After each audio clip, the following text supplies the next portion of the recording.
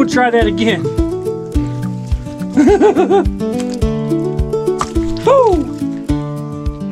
Hi, and welcome back to Milk Pharmacy on the channel. I'm going to show you a really cool tool called a Collinear Hoe. It's what we use in our garden every day in order to get the weeds out. And it's a whole lot different. Well, not a whole lot different. It's different than a regular hoe. Normally with a regular hoe, you're reaching out and you're pulling.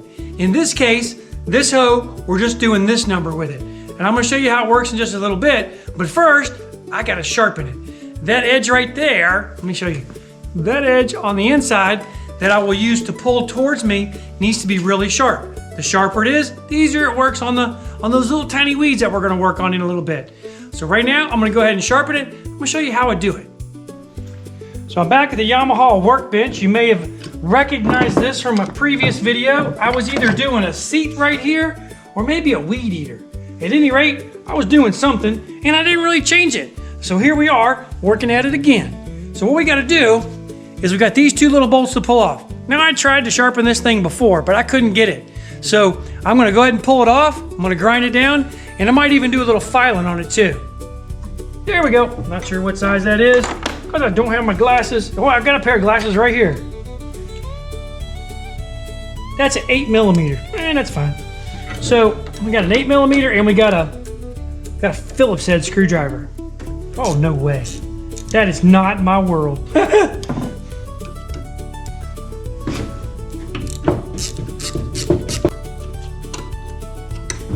the same thing on the other side. I'm hopeful I can just break it.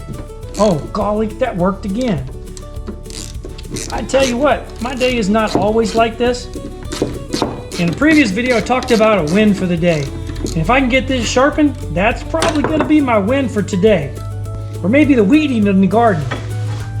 All right, so what we got here is we got a flat little blade. If you look right here, it's a little bit of an angle.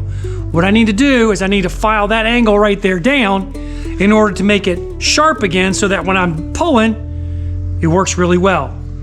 So I gotta find something to clamp it to, and then we're gonna sharpen it.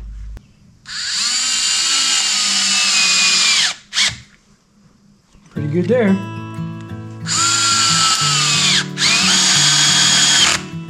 All right.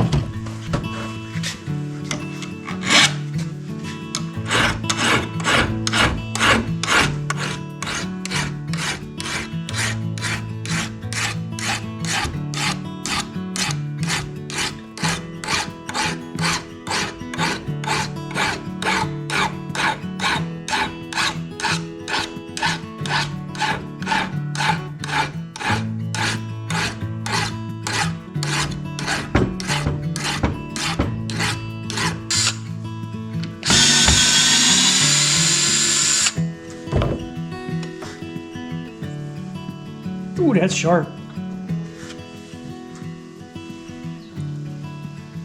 How do you like my clamping system?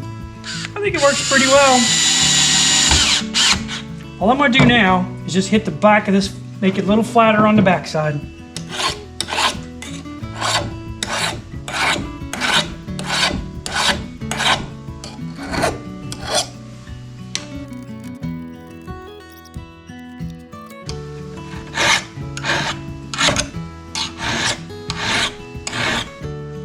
All right, I'm going to take that as sharp.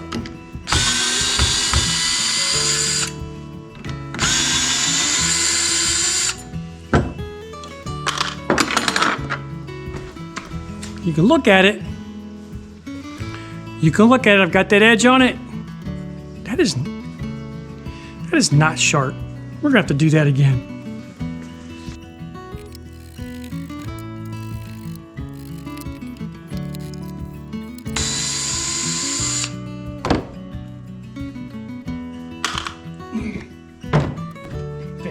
Put my clamp back. That's sharp.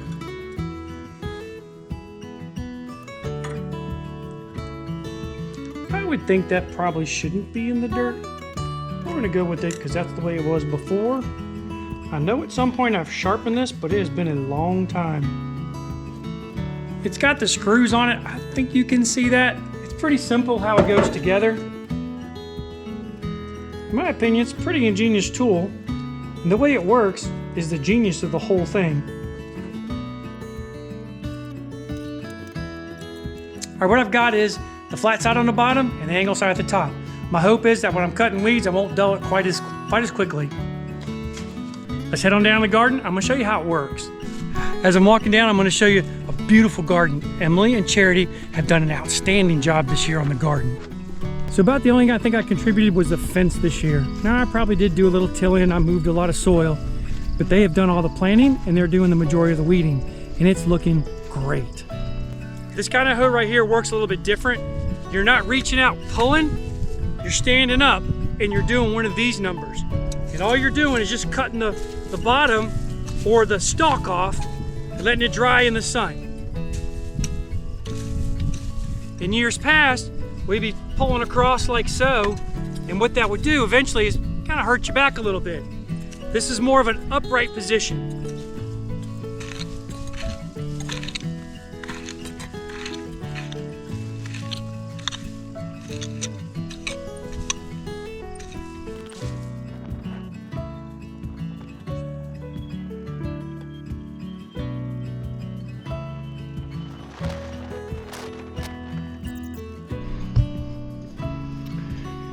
Emily did that section down there. It looks really good. I did this section here and I missed a few places, so I went back over it this evening, and now I'm going to continue heading that direction in order to finish in between this row and in between this row right here.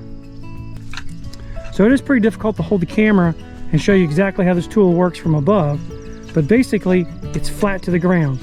You're not pulling from real far over like that. You're working it up close. There we go, up close, so that it's not really taxing on your body quite as much. And so what we're looking to do is we're looking to pull towards us and sever that plant. Whether we're going to pull it by the roots, which would be nice, but most of the time you don't pull by the roots. What you end up doing is just cutting it. You let it sit in the sun for, I don't know, 12, 24 hours. Actually can't have 24 hours of sun, but you understand what I'm saying. Let it sit in the sun, and when that sun's going to kill it, and you're going to be okay. Now, that doesn't mean it's not going to be perfect. Some of these things might take root, especially this guy right here. So what I want to do is kind of knock the dirt off of it a little bit, let it sit, and it'll go back right back in the soil here in a couple of days. What I need is a camera that'll hold on to my stick. Now I know they call it a selfie stick probably, but I need something else because that's not going to work. Sometimes when I get really close, I can reach down and grab them, not a problem. I'm not bending over very much to do this. If I were, that would be a drag. Let me finish up this section right here. I might hop over and do another row.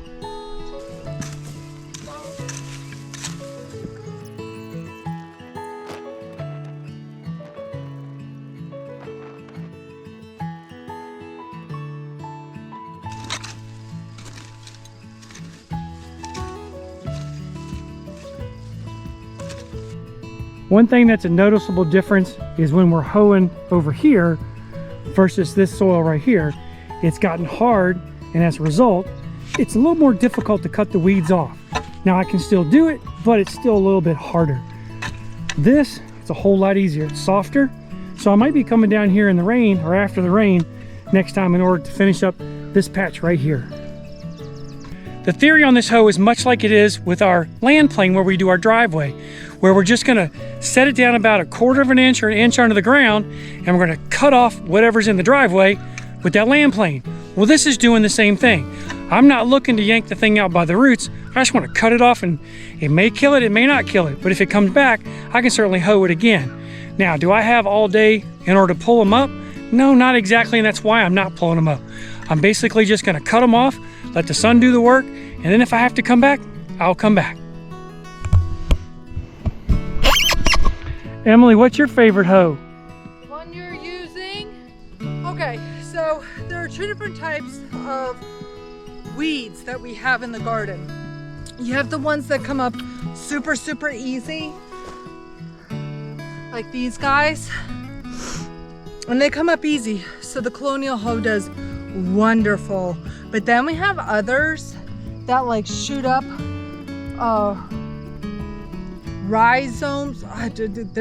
They are so stinking deep, and they pop up constantly. That and of course there's none right here to show, but you have to get super, super deep with them, and it's really hard to do it with the Collinear Hoe.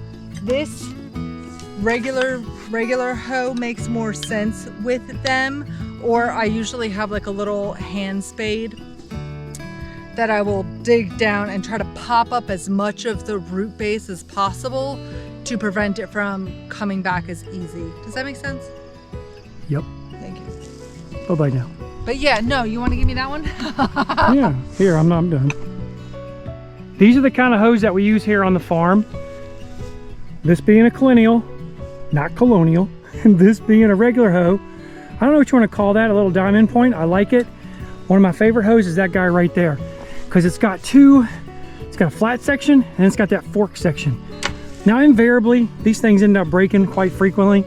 Maybe it's because I'm rough on them, I'm not sure. Maybe they're not made really well. See how it's already loose? That can be a little troublesome. Each of these hoes has their place. Lighter soil, deeper. I like that for just about any of the hoeing, and that does really well too. What kind of hoe do you use in your garden? Let me know in the comments below. Emily's down there with the kids talking with them about their garden. They've got weeding to do as well. Ours needs a lot more weeding, so we're going to be coming down every night for about 30 minutes. Instead of watching a lot of TV, we bring them down here, they weed, they get to play, and it's a lot of fun. 30 minutes a day with a couple of us weeding is going to make it really good. This is our kids' garden. They've got anything from potatoes, I forgot, tomatoes, onions, and they got pumpkins too. They do have some bush beans in here too. This has nothing to do with that Collinear Hoe, but it's got everything to do with our cattle water. Check this out, it's kind of weird. You look down in there, what do you see? That, my friend, is a crawdad. And that crawdad has stopped up my spring. What do you girls think of that? So what I need to do is get that crawdad out of there and then back flush my spring so that whatever's in there is gonna come out and we can get the water flowing again.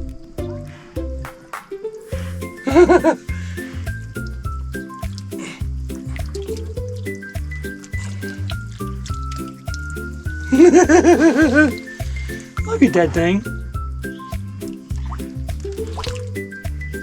I can't tell if it's alive. I really don't want to grab it. Go, he's still alive. Okay, that just got weird. Oh, boogers. I'm gonna get him out of there. That's not cool, man. Oh. Let's kind of give him a little bit of encouragement. Come on, fella.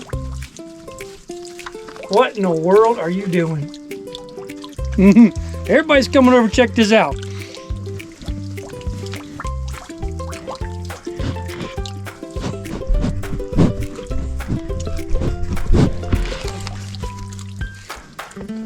I can't get that off, and that little thing is clearly alive.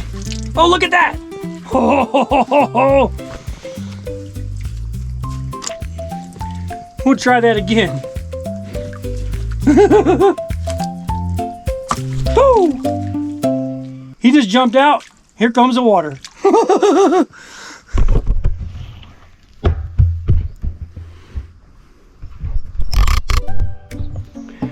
I don't know where he is, but he definitely jumped out and swam away. That there is funny.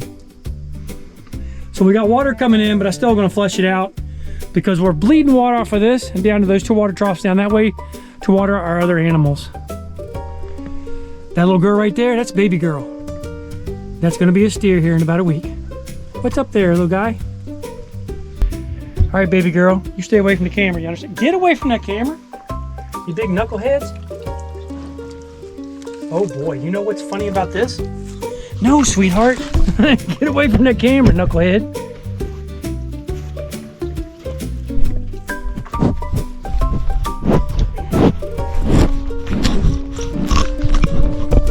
Baby girl, big girl, would you get away from my camera? Oh, you're a slob. That right there is baby girl. This is baby girl. I'm gonna get you by the head. You are, sweetie. Oh my gosh.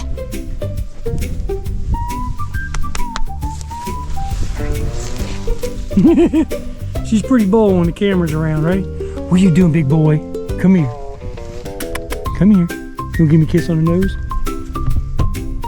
Come here. Come here, baby girl. Where's my kiss? Come here. Where's my kiss? Right here. Come here. Come here. Baby girl. Come here. I'm gonna pet your ears. Come here. I'm gonna grab your ears. I'm gonna grab your ears. How's that feel? Oh, I found a hot spot for baby girl. Come here. Come over here. Come on. Where's my kid? Right there. Right there, my nose. How are you doing? I'm gonna put you on the chin. Oh, how's that feel? Oh, you found a hot spot. Whoa! Helps if we turn the water on.